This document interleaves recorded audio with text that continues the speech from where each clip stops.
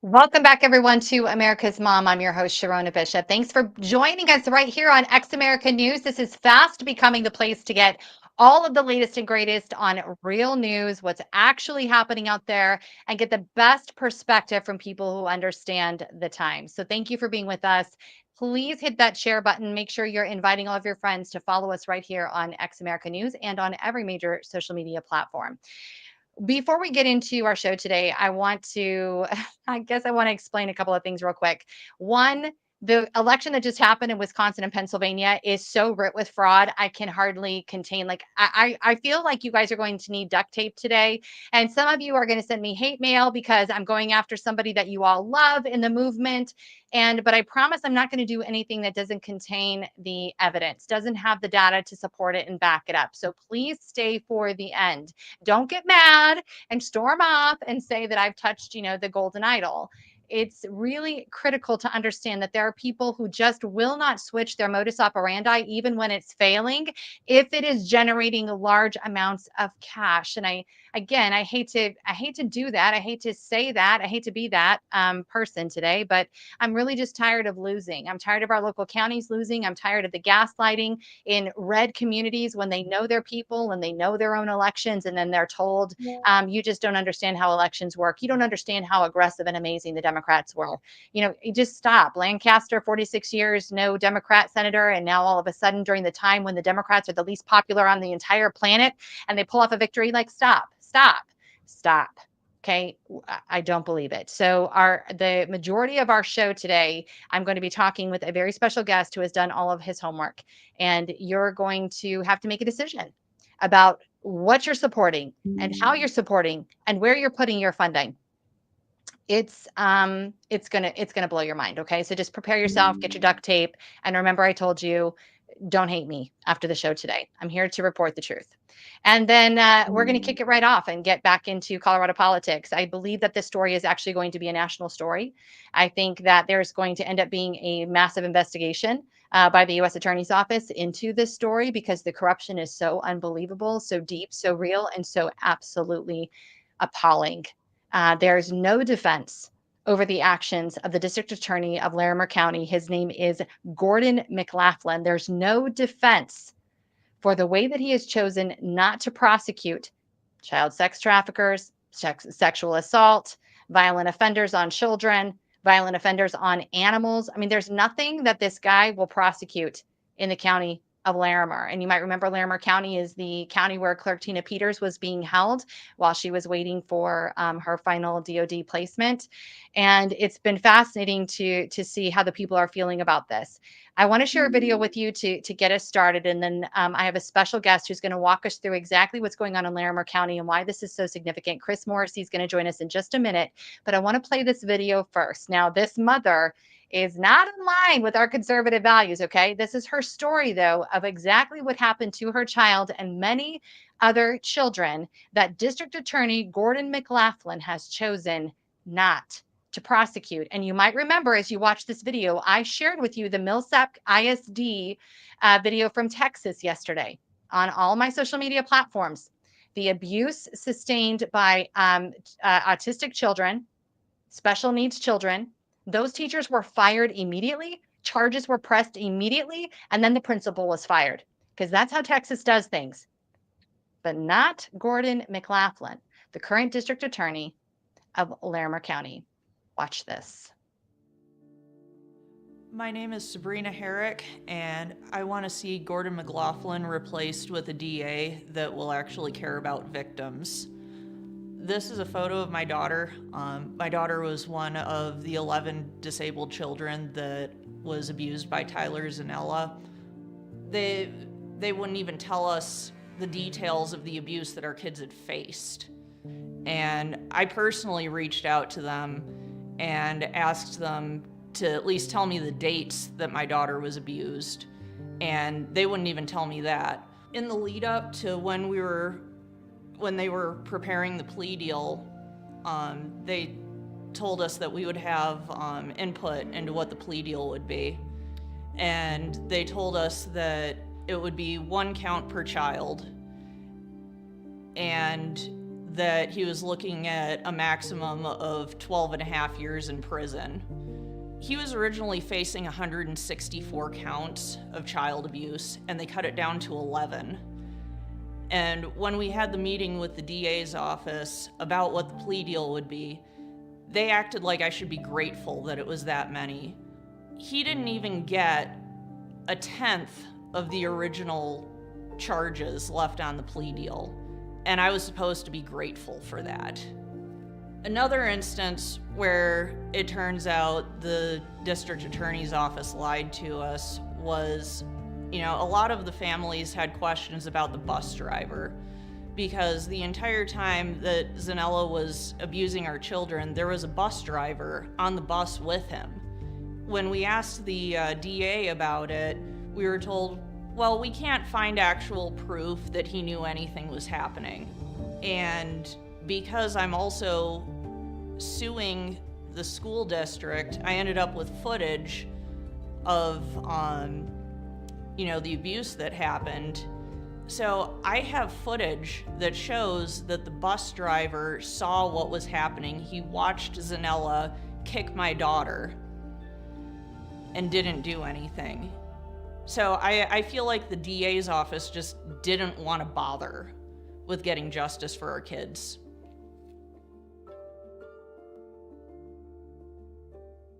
Wow. Chris Morrissey joins us from Colorado to talk more about the recall efforts coming down from the citizens over this district attorney, Gordon McLaughlin. Chris, thank you for being with us. Thanks for having me. So the backstory of that, again, this is a public school district. This is Poudre School District, which we've talked a lot about on the show and on America's Mom platform.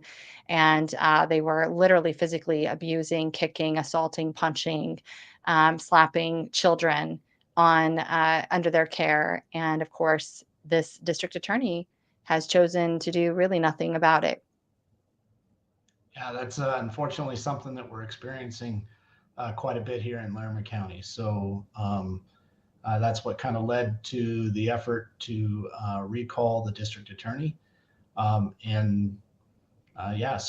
there's so many cases and so many examples of victims. We started off, there were about 3 or 4 that had reached out asking for help. And we started off having some conversations, trying to make a decision whether this was something that we wanted to get involved in. And after hearing the stories, Sabrina's one of them. I was very moved. I have a personal policy of you don't mess with people's kids. And so that was a real driver for me. So since then, that started mid-December. We really picked up steam after the holidays, and we now have right around 3 dozen victims or victims' family members who are part of the effort. Some of them are far more active and outspoken, and others are, a lot of people are still in grieving processes. And so we're just trying to support them the best that we can. And for them, one of the quotes that I heard most often was, feel like I was victimized twice. So, or my child was victimized twice. There's a lot of crimes against children that are happening that are being pushed off to probation or no charge, no file cases where the DA chooses not to file against them. What's the reason that District Attorney Gordon McLaughlin from Larimer County, what is he saying? So you're saying there are people who are recovering from realizing the district attorney was not going to fight for them, not going to protect their children. And what was the reason he gave for not prosecuting crimes against children in Larimer County? What was the reason he gave? In a lot of cases, the parents are telling me that he explained to them that kids are not reliable on the stand, and he didn't feel like he could win the case. Mm. So, I mean, Wow. again, I don't get to hear it. I'm just being told that. But, Hmm. to me, that's not an excuse. Especially when it comes to victims that are children, you try, you give it your best to be able to represent them. So the comment of victimized twice is just a really heavy statement to me, because they're not only victimized by the criminal, but then they're victimized. They end up feeling victimized by the DA's office, because they're gaslit, they're lied to, they're convinced in the beginning that everything's going to be great, and then when it gets to the end and the perpetrator walks away with probation, I mean, that's, it's crazy here. So, everybody who's watching right now, listen, we're going to be bringing more stories back about what's happening here, okay? But I want everybody to write down recallgordon.com. And when we are done with our show, or you can open up another tab, don't exit our show right now, but I want you to go to recallgordon.com and I want you to make a contribution. This is a citizen led recall. It is going to take a lot of money because this guy, for whatever reason, is being heavily propped up. He's being protected. He's not being forced to administer any kind of justice in this community. He's being allowed to get away with this stuff. He has goals and ambitions of being the Attorney General of the state of Colorado, as AG Phil Weiser right now is running for governor of Colorado. So he's thinking he's going to step right in there. I want to share this video. The site, by the way, recallgordon.com, has many videos on there, the personal testimonies of people who have been harmed because this DA would not seek justice for them, would not prosecute. I want to show this video. This is video number 2, please, Michael. In July of 2023, law enforcement in Larimer County arrested 9 men in connection with a child prostitution sting, where authorities posed as minors or facilitators to catch those attempting to engage in illegal activity. In this video, we will focus on one of those who was arrested, charged, and found guilty by a jury of his peers. As the other cases work their way through the court system, we will provide additional updates on those as well. At the time of his arrest in July of 2023, Luis Songonen was booked into the Larimer County Jail on charges of soliciting a child prostitute. Felony 3. Attempted patronizing a child prostitute. Felony 4. Cybercrime. Soliciting, arranging a minor prostitute. Felony 5. Attempted sexual assault on a child. Felony 5. He was issued a $1,000 cash bond by the Larimer County Court and released. Gonen pled not guilty, and the case went to trial in July of 2024. At trial, he was found guilty of soliciting a child prostitute, the most serious of the 4 charges. At the sentencing hearing in September, both the district attorney and defense counsel requested sex offender intensive supervised probation. Judge Daniel McDonald overrode the request and sentenced Gonen to 5 years in the Colorado Department of Corrections. This is yet another case where the district attorney's office requested probation for a sex offender. So everyone understands, the standard sentencing for a Class 3 felony in Colorado includes the following options. Prison sentence, 4 to 12 years in the Colorado Department of Corrections, a fine ranging between $3,000 to $750,000, and mandatory parole of 5 years. If the Class 3 felony involves a sexual offense, sentencing can be indeterminate, meaning a judge can impose a life sentence depending on the circumstances. In addition, some Class 3 felonies may require mandatory registration as a sex offender. Larimer and Jackson counties cannot afford 4 more years of these weak-on-crime policies. For the safety of all Larimer County children, we must recall District Attorney Gordon McLaughlin. Visit recallgordon.com and sign the pledge. Volunteer to help. Donate towards the effort. This is a very interesting situation because had it not been for Judge McDonald, this man, and we don't know if he's illegal or illegal, don't know if he's a citizen or not. Who knows? Had it not been for that judge overriding the district attorney's recommendation, that man would have been back out in the community doing who the heck knows what. And that's not the only case of this, is it? No, no, it's not.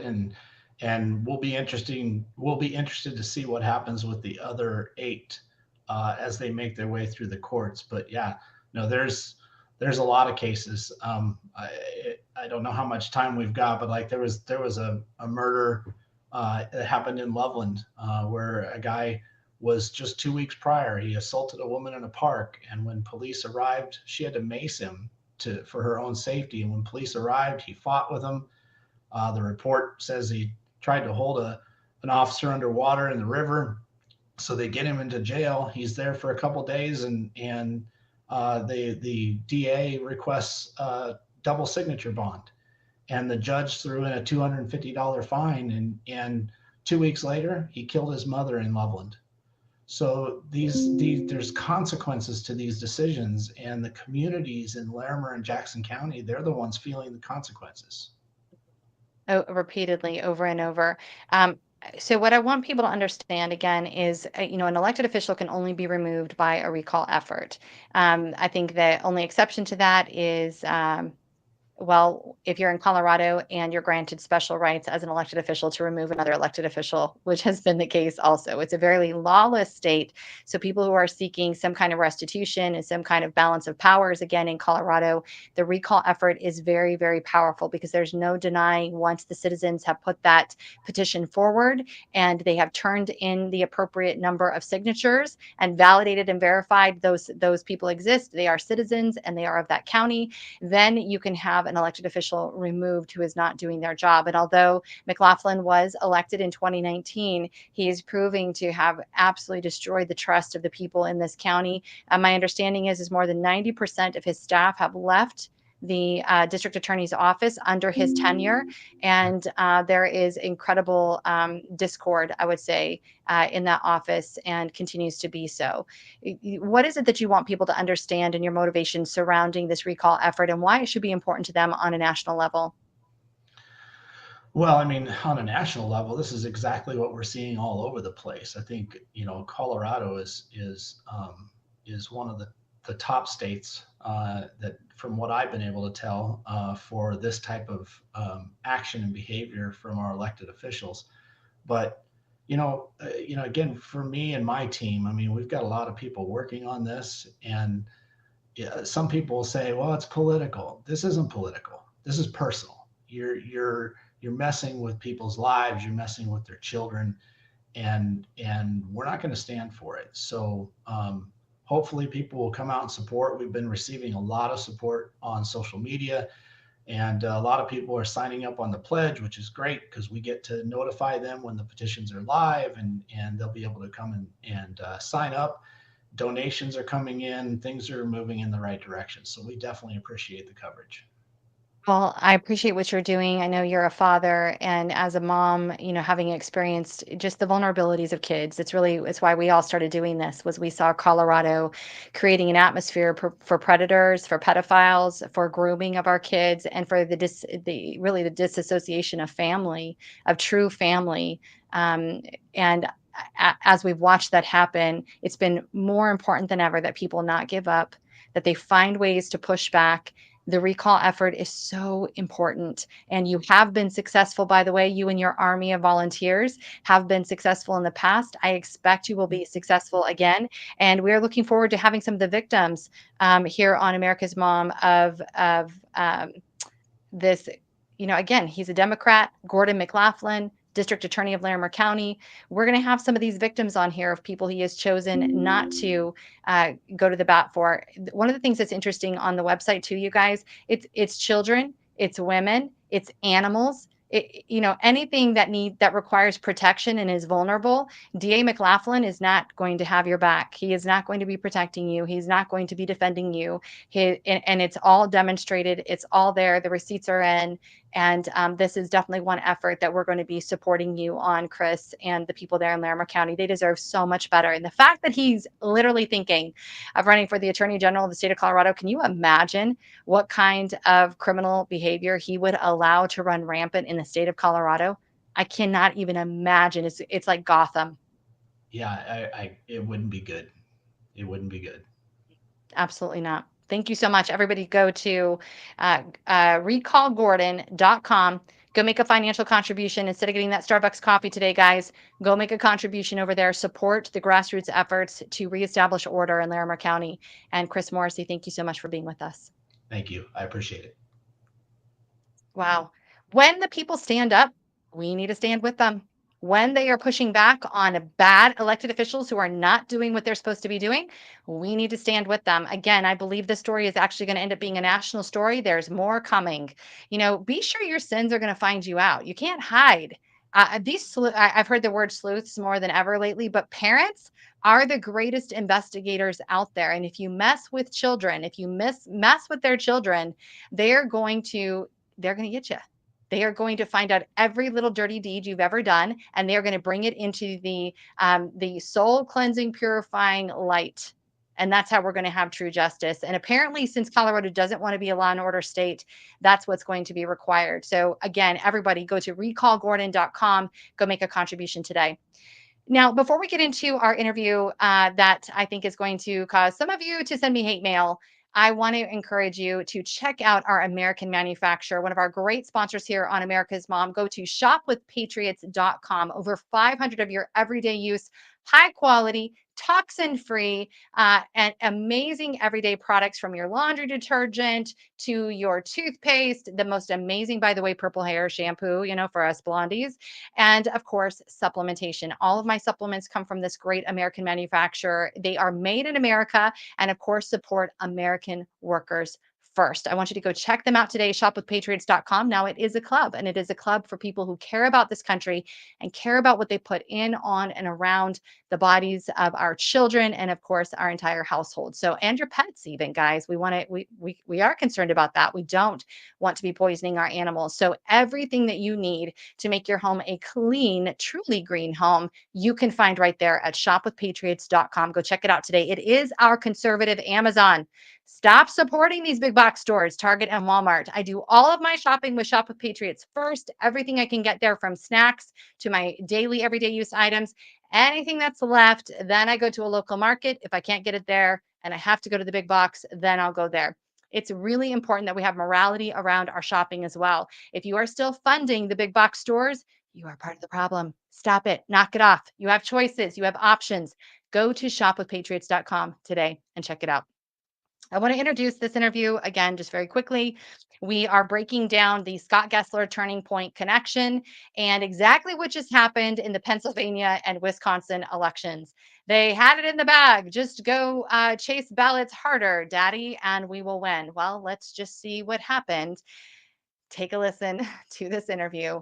I would love it if you will share, hit that share button, and make sure we are educating so that you can make the decision on who you listen to and what you're going to be doing from here on forward to truly defend our elections in America.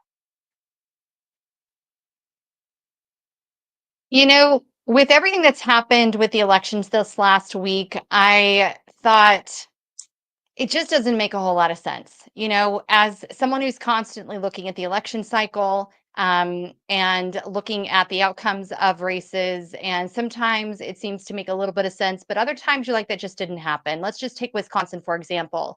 Wisconsin passes one of the most conservative measures to literally change their constitution by an overwhelming 500,000 votes to include voter ID on the Wisconsin Constitution. That is a conservative measure, guys. That's not something the Democrats have been chasing, okay? They don't care. Remember, they just had a massive push to allow as many illegals into our country as possible, give them driver's license, and oh, by the way, allow them to vote in our elections, okay? This is not a Democrat position.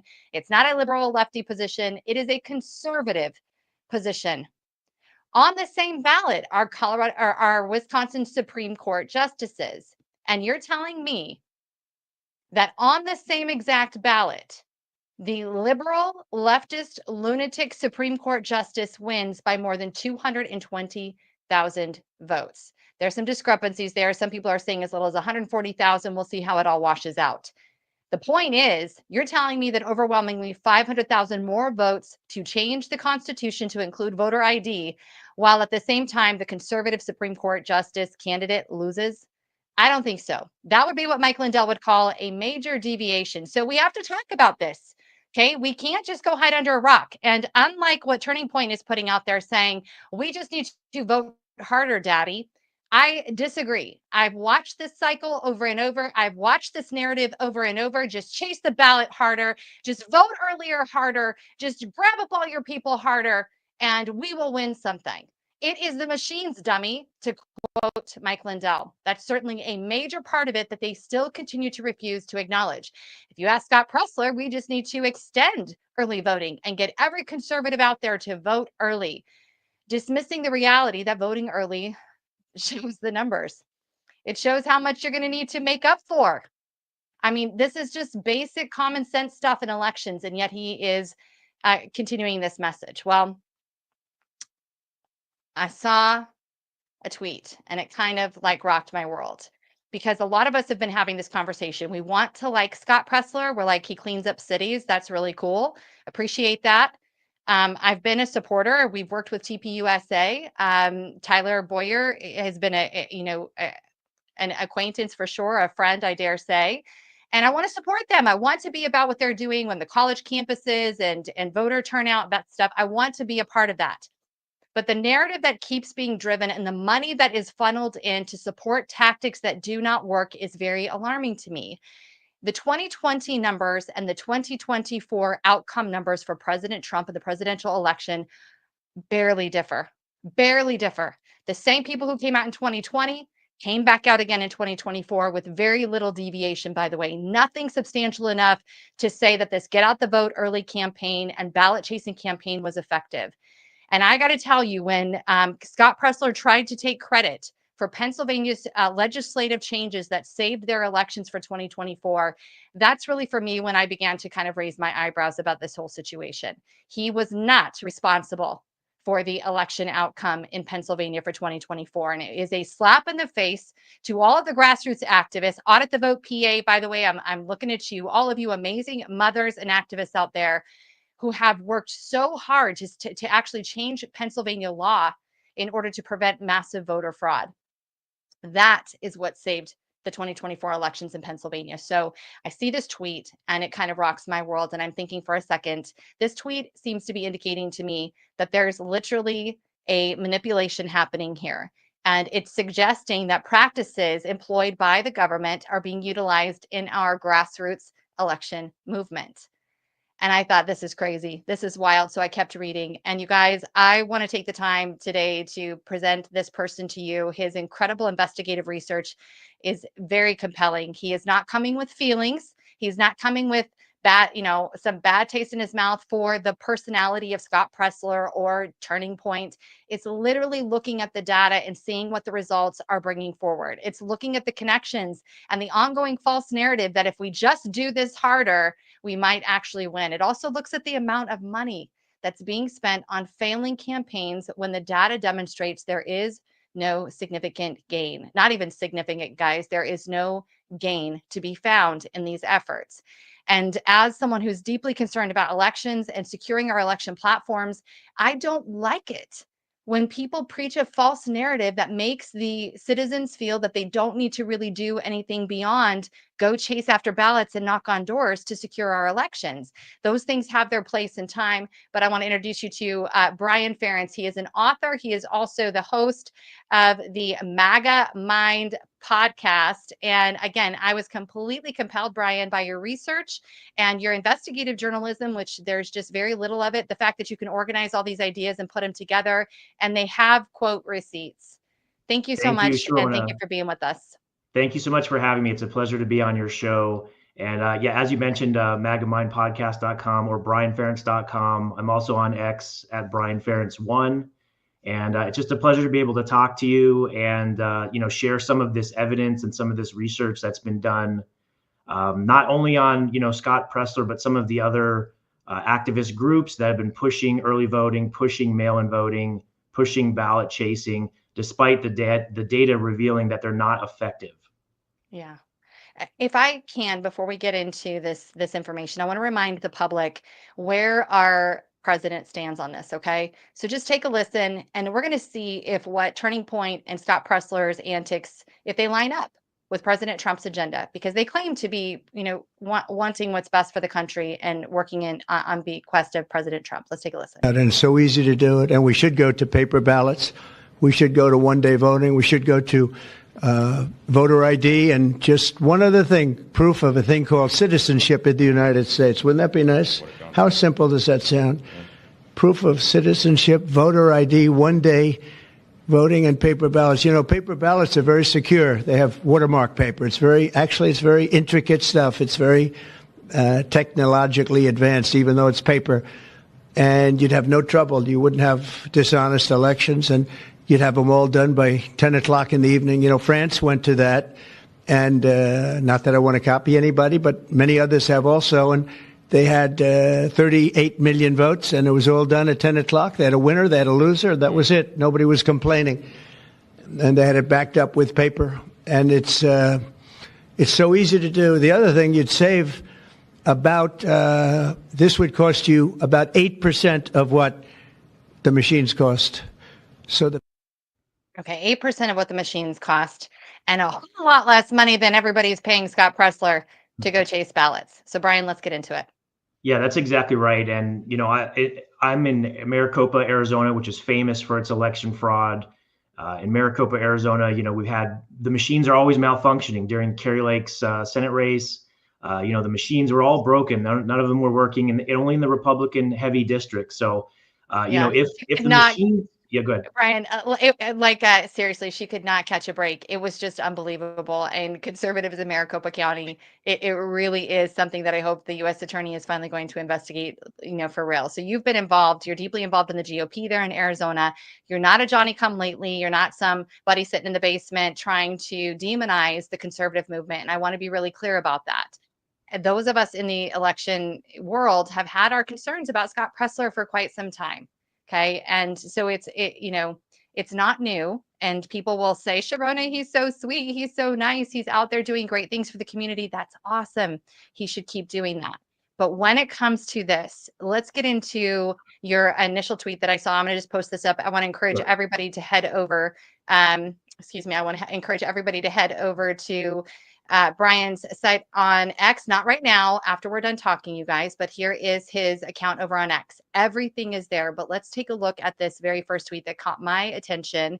And I actually believe we shared this in part in our LOF email, because you gave great data on the actual organizations that made a true contribution to the 2024 election. So I'm going to just put this up so everybody can see where we're coming from. All right. Let's start with this first. How it's possible for Scott Presler to have such a massive audience and such a massive reach, and anyone who kind of comes against him or starts to talk about what he's doing is immediately shut down. How does that work? Well, and that's very interesting. And I did send you also the paper.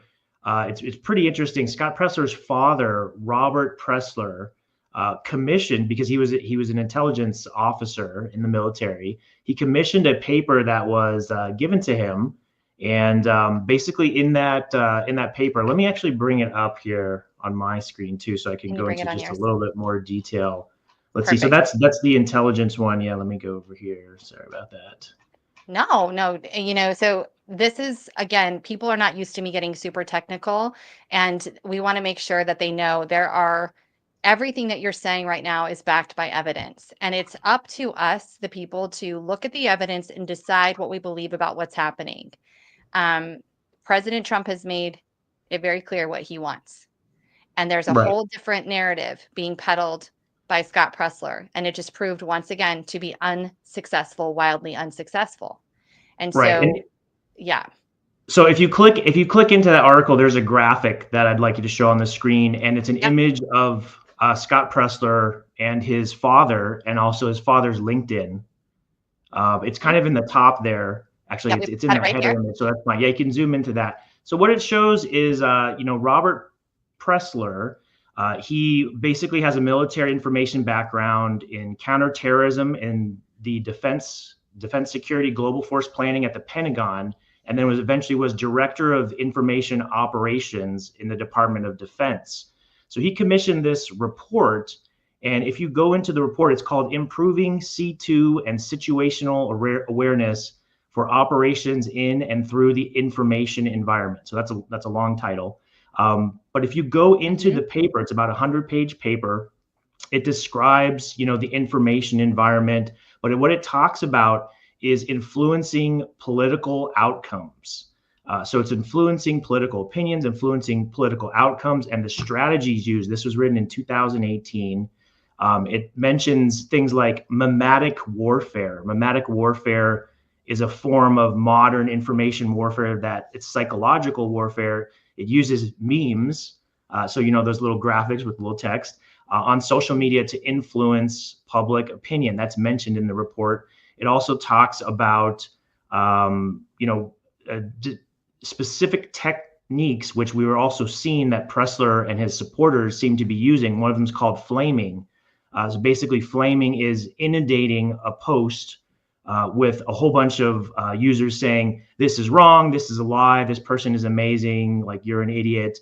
And in the report, it mentions that the initial reaction is to make that poster hesitant to post something like that again. It suppresses them. It's kind of like eliminating, the effect of friendly fire. So this is all detailed in there. On page 88, or sorry, that's on page 14. It says, direct quote, when a post by a user has been met with an inundation of it says opprobrium or flaming by other users, the initial user may be hesitant, suppressed to post again, expressing similar views. And then on page 88, it says, additionally, social media platforms were infiltrated by foreign bots and automated retweets. An analysis that fails to account for these facts would have a negative value. It would mislead instead of inform. And then this is the last quote from there that I'll read. On page 97 to 98, it says a critical purpose of direct automation as a force multiplier. It allows quicker reactions, and basically it uses automation seen in Russian factories with people overseeing propaganda and troll bots. These are AI bots running multiple accounts that are nearly identical or have slight variations of the same message, perhaps via automated rephrasing. And the sheer volume of content posted on social media is possible only via automation, with reactions and responses controlled manually. These are near MADCOM processes, and they suggest how hard it would be to distinguish between sophisticated, fully automated propaganda and human-generated propaganda.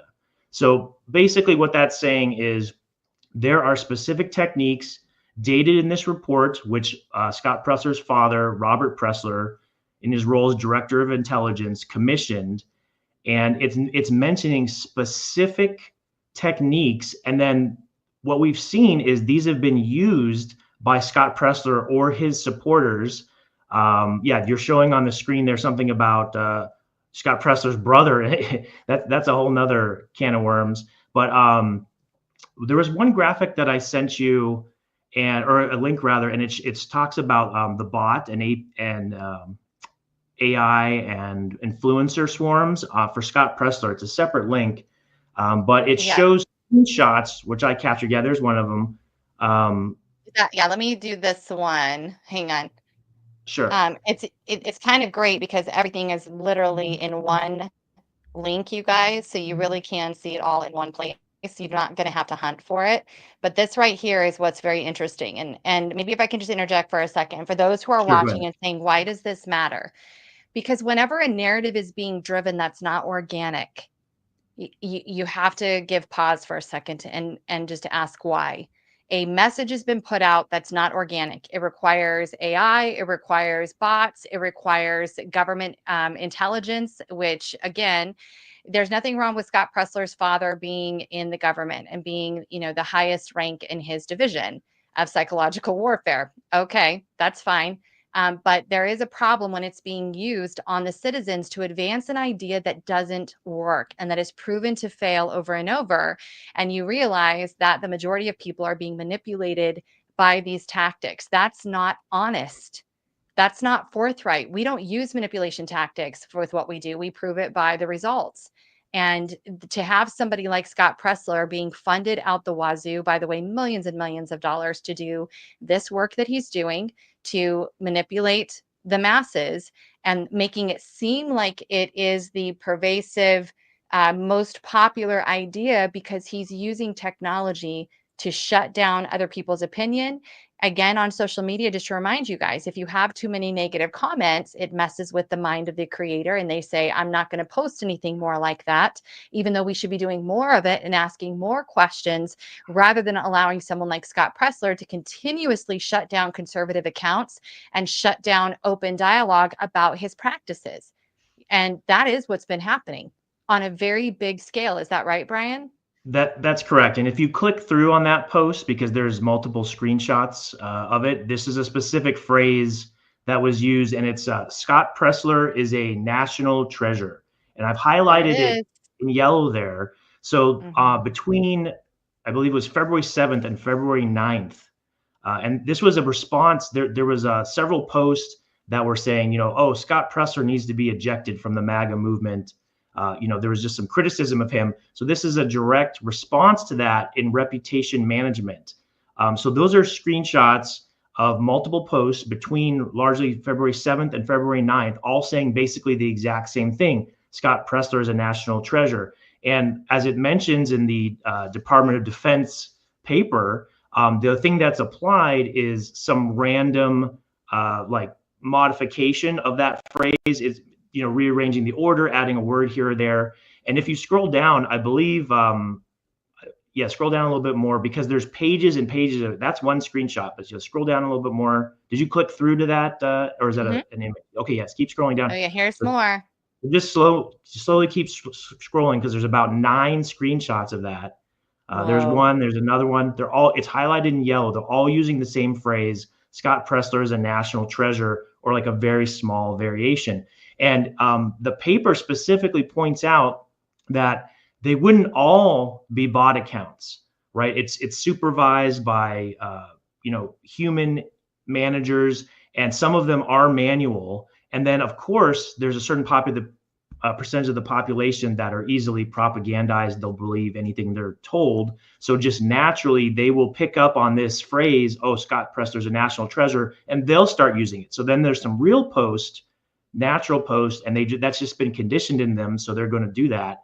But these are all posted on the accounts of people who are questioning Scott Presler, who said, you know, he needs to be removed from the MAGA movement.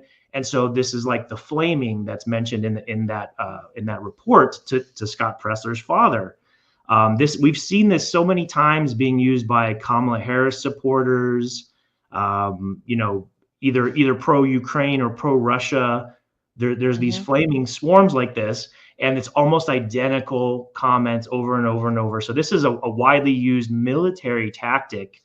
And then the kicker is, what you would want to do is then pay a couple large influencers. You may have heard that, you know, Snap Soda kind of scandal. There were some large right-wing influencers that were paid through an agency to question, why are we paying for, you know, through the SNAP government program, basically welfare, why are we allowing these people on this program to purchase sugary drinks? And so there was the lobbyist from the soda companies reached out and paid key influencers to say, no, this is a violation of our rights. You know, let them buy whatever they want with that government funding. So it made it seem authentic, but it really wasn't. And they used the same phrases. It was very clear to identify, okay, this is a paid sponsored post. So if you use this bot technique, this swarming, and of course you have some, you know, loyal, you know, cult-like followers, and then you have some paid influencers, it's all designed to try and switch public opinion, and can even be used to influence elections. And it's very interesting. So Emerald Robinson, of course, is a friend and is on Lindell TV. She is one of the few conservatives who stood up against the mandates, refused the shots, lost her job, all of that stuff. And she's been very consistent. She has not changed. She is the same as she was as far as going after the truth. And it was fascinating when she started questioning Scott Presler's approach, not him as a person, not whether or not we like him or whatever, his approach. All of this stuff that you're talking about, the utilization of AI and bot accounts came swarming on her. And I mean, she lost a couple 100,000 followers during that time because of the influence of what you're talking about. And again, the reason this matters is it's not organic. This is not what people are thinking, but they get conditioned as you're talking about, and they start to think maybe they're not thinking right because all these other people think something completely different. And when it comes to Scott Presler, it's wild to me how much protection there is over his bad ideas. We're not allowed to talk about his bad ideas. And if you do, you get a phone call. You get a phone call either from him or his handlers or someone from TPUSA saying, what are you doing? Why are you saying this? Why are you acting this way? We all need to unify. We're not going to unify over this bad idea. And there's more to it than that, too. So take us into the next bit of this. Why is this so detrimental when we're looking at, we've heard from President Trump, we know that we're pursuing paper ballot, hand count, voter ID, one-day elections. What's the nefarious nature of this? I don't want to say it's a movement because it's not organic, but what is the ultimate goal of what seems to be a psychological commission, really, to promote ideas that will not secure our elections? Well, that's a really, really good question. And I did an interview recently with an individual who was close to Scott Presler, worked with him, did several rallies. And I just want to read his direct quote because it's just short, but it answers your question exactly. And this is what he alleges of Scott Presler. He says, Presler's job was to distract, to bleed money from the movement, to subvert fair elections by pushing schemes that only help the cheaters, i.e. early voting, and dismissing the real manipulation while giving the illusion that it is helping. Then when they steal it again, use it to further demoralize the people. Combine that with this push for voter registration, and Presler creates an inventory of usable registrations to justify injecting ballots. It's all a setup for the magic show, our elections. So that covers a couple key points. We talked a little bit about the registrations. Presler, I don't know if you have that graphic, but he made several claims in Pennsylvania. He claimed, we registered 50,000 voters. The problem with that claim is his number 2 employee at Early Vote Action made a claim just 9 days earlier that they in summary registered 10,000 voters. So some people close to Presler said that's impossible to go from 10,000 voters to 50,000 voters in just 9 days. And Presler's used that number before, that 50,000. So it's just inflating those numbers. If you look at the data, some of this is in what I sent you as well, again, from Audit the Vote, they were talking about the increase in Republican registrations by presidential election cycle. And there's a graph on there. It's the kind of the red one with the bar chart. That one basically shows that in 2016, there was an increase of registrations of almost 319,000. But then in 2020, it dropped. There was increase in registrations in 288,000. But then the 2024 increase was only 246,000. So you're seeing a decrease in the overall number of registrations. So it's counter to what Presler is saying. If they're registering so many people, why are the net new registrations going down? How is that possible? And the other claim that Presler made in Pennsylvania was over the Amish. He was claiming, we've registered so many Amish people. And it's the data just doesn't show that. First of all, there aren't that many Amish, specifically in Lancaster County, Pennsylvania. And then of the population of Amish, through several sources, about 50% of that population is under the age of 18. They're not able to vote. The Amish religion has historically discouraged voting. So, some do, but many do not. And the data shows in the total votes cast in Lancaster County, Pennsylvania, there was not an increase. There was not any significant increase. Yeah, that's the increase in Republican registrations by presidential election cycle from Audit the Vote PA. And it just shows that registrations are going down. So if Scott Presler is so effective in making all these claims, if these claims are true, how are they going down so much? Mm-hmm. And then specifically in Lancaster, Pennsylvania, the total vote counts for President Trump, for example, those didn't change. His margin of winning stayed about the same. There was no significant increase. Mhm. So if And if that's truly, true. good. That's true for the nation at large. That's true for the nation at Mhm. large. Dr. Frank has done some great work on this, and I'm sorry I didn't have a chance to grab the graphic, but the That's numbers okay. didn't change from 2020 to 2024. People were determined they were going to vote for Trump. This get out the vote nonsense. Again, I'm not offended by it. I think local GOPs should be doing everything they can on a local level, rally your communities, absolutely, but to raise millions and millions of dollars to promise outcomes that are have already been proven, it's not going to happen over and over, but keep thinking if you just I love this. I mean, Brian, they gave us like the worst tagline ever, just vote harder, daddy. Like it's just Mhm. you just got to vote harder. That is insanity. The numbers haven't changed. People who are participating, and they're not doing anything that is moving the dial. And I think it's just the reality of people who want to be a part of the process versus people who do not. It's just the way it is. And the people who, by the way, I suppose we can get into this a little bit. When they are registering voters, the majority of those voters, I think it was less than 10% of the voters who were coerced to register under the Scott Presler type model. Less than 10% actually showed up to vote on election for that election cycle. Less than 10%. Mhm. So now Right. you've provided another 90% of all these voters' names to be in the system to be utilized for who? Well, I mean, what did we just see happen in Wisconsin? Well, there's a lot of fraud in Wisconsin, and since you bring that up, there's a couple quotes on the Wisconsin fraud. It was widely reported that about 10% of all the registrations in Wisconsin were not living at the address they were registered at, and over 141,000 of those had actually moved out of the state permanently. Another 197,000 were registered in the wrong county, and 90,000 were registered at vacant addresses.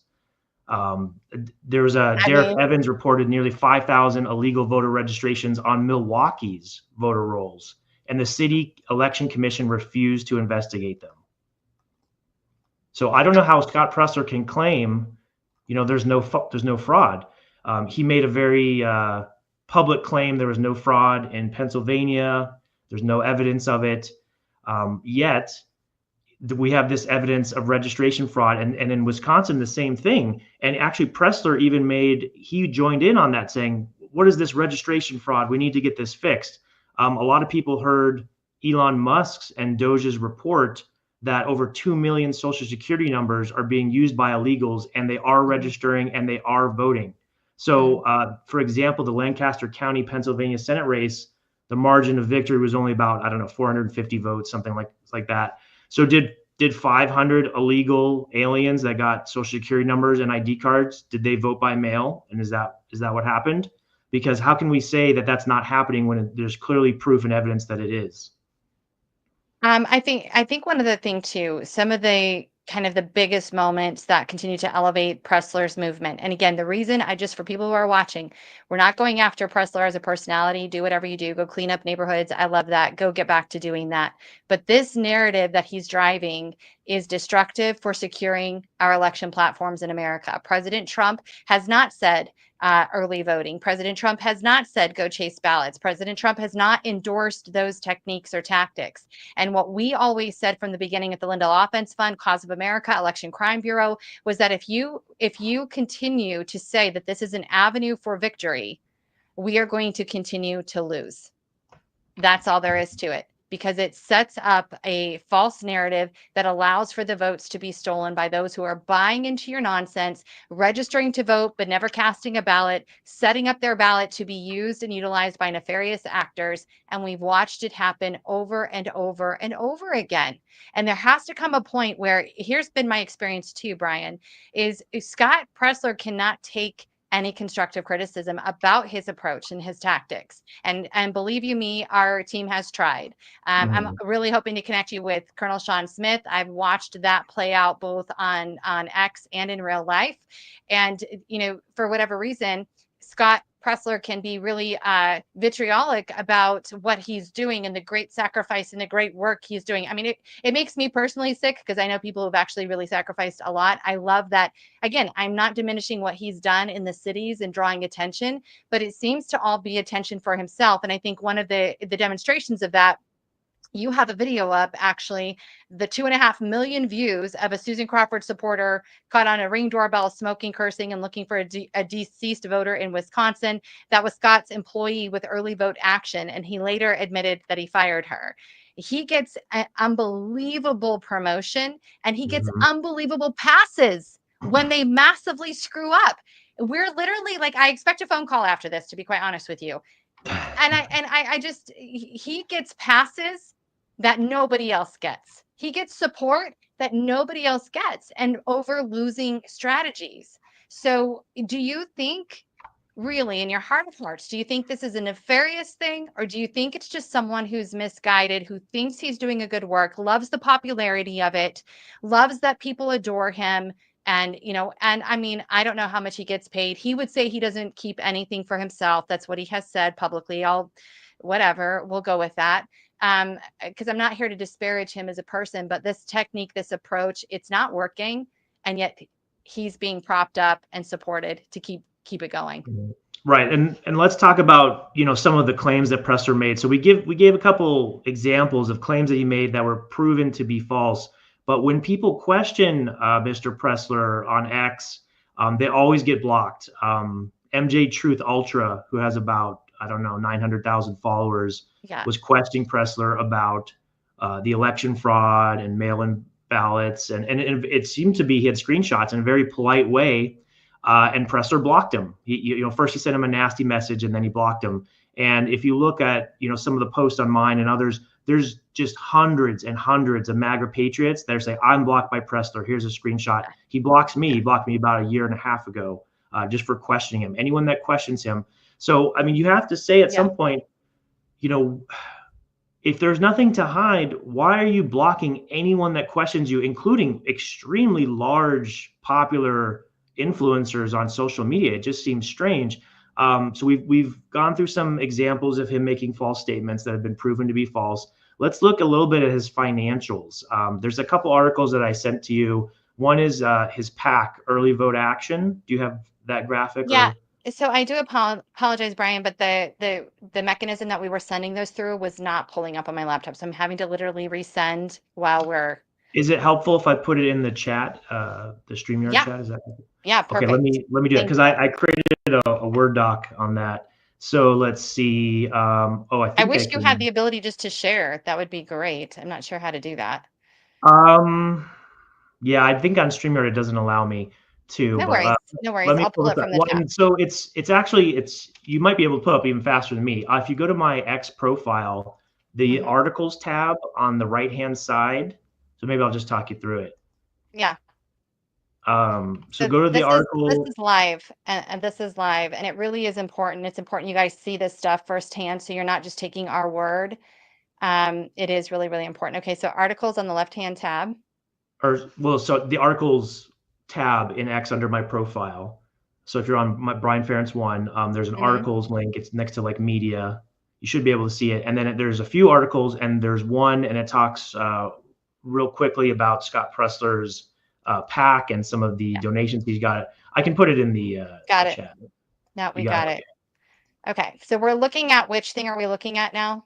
We're looking at the donations to his Early Vote Action PAC in 2022 and 2023, or 2023 and 2024. Okay, how far down do I need to go? Let's see. Need the 512,000 his PAC has taken in. Yes. All right. So okay. Here we go.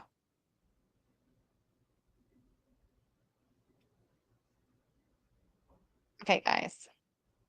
So this is, again, everything can be found under @BrianFerentz1 on X, okay?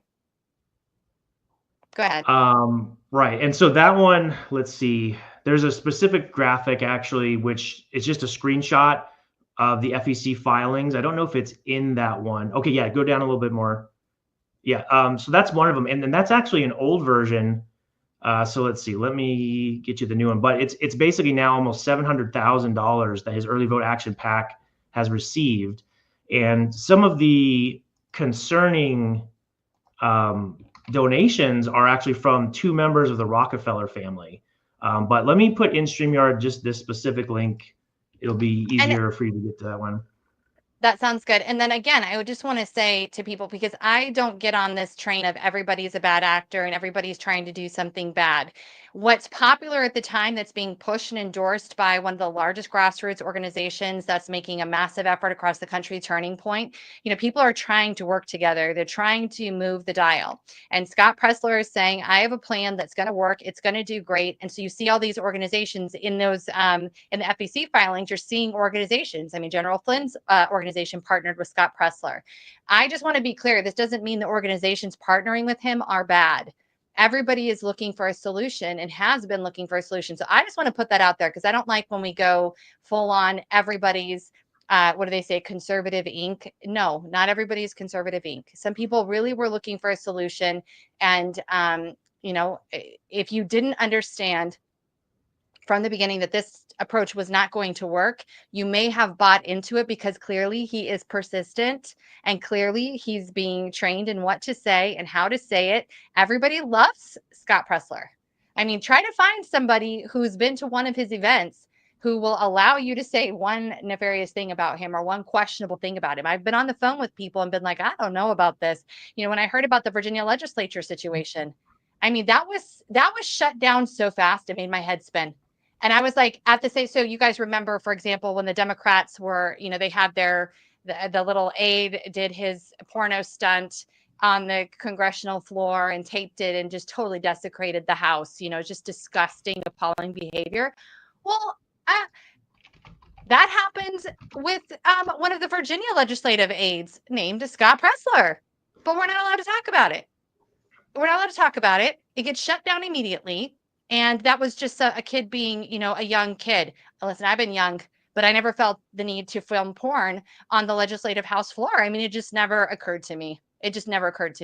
So I find it interesting that he gets passes that other people don't, and it's actively shut down. I mean, I've tried to be fair about this, but I don't think it's fair. I don't think we're coming from for whatever reason, we're not coming from an equal opportunity venture here for whatever reason. Right, okay, right. So, and if you look at those two links I sent you, one of them is the PAC one, and it shows in 2023 and 2024, he received $6.8 million donated to his PAC that they raised. Yeah, scroll down just a little bit. A little bit more. I mean, there is so much. Just under that, I think. Yeah, they're right there. That's the graphic. So that's money. It is a lot of money. And then the second link I sent you, it's looking at who are some of the top contributors to his PAC, Early Vote Action. The top one, of course, is Elon Musk donated $1 million to his PAC, which is a shocking amount. But then more concerning under that is that there's two separate donations from the Rockefellers. Yeah, I'm pulling that one up right now. Okay, yeah, let's look at that one. Pulling that one up right now. Okay. Just while you're doing that, the Rockefellers are not really what we would call grassroots supporters. They don't just donate to good causes. I mean, their family is alleged to be, into everything that's the New World Order, control of the Federal Reserve, control of big pharma, control of population control, eugenics, the vaccine, corruption of the education system. I mean, there's very specific examples through their charities and through their influence through like Chase Manhattan Bank. So a lot of examples. They're not good. So there's two screenshots there. And if you click on one of them, like the left one, it should enlarge. Okay, so this is showing William Rockefeller donated $18,000, and then close that if you wouldn't mind and go to the other screenshot, or I think you can right arrow it. This is a much larger one. This is $100,000 donated from Lacine Rockefeller. And if you look at her occupation, it also shows Winrock International, which is, of course, a Rockefeller company. So $100,000 donation and $118,000. And usually donations of that size, they usually require an in-person meeting. Usually those donors would meet with the organization or their CEO, and they'd say, we're thinking of donating. We want to make sure, the money is going to be used a certain way. Okay, now we're going to donate. and maybe the check is handed to them personally. So how did Scott Presler end up in a room with the Rockefellers? How did that meeting happen? I mean, if I'm playing devil's advocate for a minute, sometimes there are weird situations, where you just have people who've kind of gone off the reservation because it has been a time like unlike any others when people are losing money, they're losing wealth, they're losing advancement. Sometimes politics makes for strange bedfellows. Is that possible? That's possible, but then let's talk a little bit more about some of his other financials, and a lot of this is linked. But it was pretty famously known that Scott Presler received a free vehicle, and it was actually extremely expensive. It was $100,000 vehicle, and there's screenshots of the receipt, and of Scott Presler picking it up and all that stuff. I think it was a GoFundMe originally. So the fans of his raised $100,000, over $100,000, and bought him a GM diesel Suburban, which was extremely expensive, $100,000. There was a recent article that was written. It's in one of my articles as well. It was by CA Club India, and they do a lot of stuff about net worth and articles about taxes, things like that. So the individual that wrote that article, he estimated that Scott Presler's net worth was $4 million. He called out that he inherited a $550,000 house in Orlando, Florida. Scott Presler is also known to have an apartment in downtown Pittsburgh, and allegedly has another home in Pennsylvania that I believe he's selling currently. So, I mean, his PAC is making a lot of money. Prior to that, Charlie Kirk publicly pledged to support Scott Presler and door knocking and registration with $5 million. So I'm a little bit unclear if that actually was delivered to Scott Presler or not. Turning Point has donated to his PAC. Those were about $60,000 donations, but I believe that pledge was made before his PAC was formed. So I'm unclear if, what form that 5 million took. So if you add 5 million and 7 million, now you're at $12 million. So this is not a homeless dog walker that picks up trash. This is someone who is getting paid a large amount of money. Other individuals close to me have mentioned that he's probably making a large amount of money as an ex-content creator. And if you look, he has 2.2 million followers. So I believe that's true. He could be making up to $20,000 a month as an ex-content creator. And there's good. Well, here's the thing, because again, I want to bring a little bit of balance to this, because being in this world, people, if you're doing well at all, people will call you a grifter. They'll say you're doing all these things because it's very hard for people who've had everything taken from them, or they feel like their lives have been destroyed in this movement and all the work that they've done, to lose everything and then see certain people like, whoa, they're like really prospering. And that is unsettling in this arena, because this isn't a business.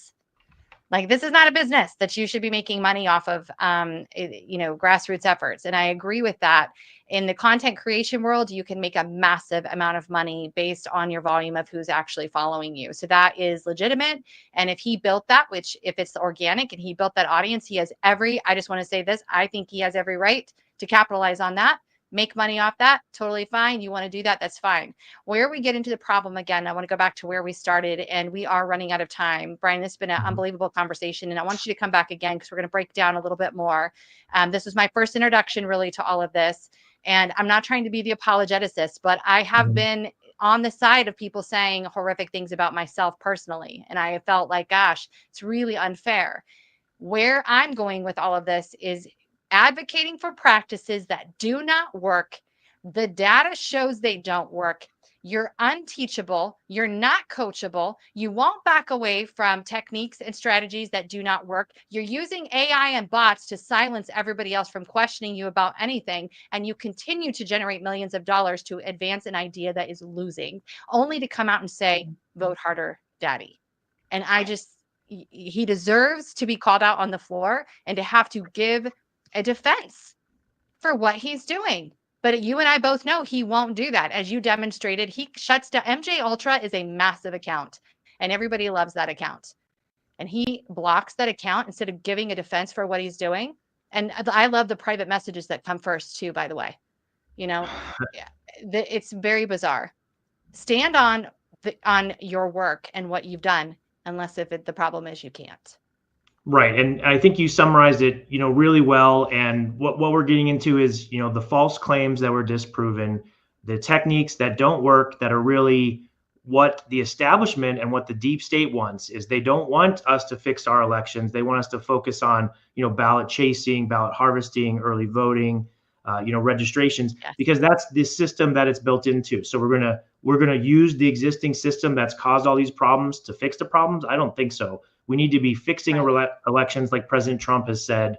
Switch to no more mail-in ballots unless it's like for very specific reasons. You need to apply for a mail-in ballot. One-day voting, paper ballots, hand counted, like many other countries successfully do. And I mean, there's been proof and evidence of vote flipping that happens all the time. It looks like that might have happened in Lancaster County, Pennsylvania, where you had a large number of Republican ballots returned. They did turn out. It was, again, another lie by Pressler that we didn't turn out. We did in normal off-election year numbers. And then we're expected to believe those Republicans voted for the Democrat candidate when the Democrats have the lowest popularity that they've maybe ever had. It just doesn't make sense. But what does make sense is maybe some vote switching, some illegal aliens voting. All that's been documented and proven. Brian, thank you so much for everything you're doing. Brian Ferentz, go find him, guys. Megamind host. The conversations are very enlightening, and they're, again, I really appreciate that you're just getting down to the actual data of what's going on and refuting the argument that this is a way to win and a pathway to victory. Thank you so much, and thank you for taking all the punches, because I know it's not fun, but you seem to be thriving. So thank you so much, and thanks for being with us. Thank you again. I appreciate it. All right, everybody. So we are going to be coming back with our next special guest in just a few moments here. Tune in on X America News right here on X and all of our platforms on America's Mom across the whole social media genre. We're going to be right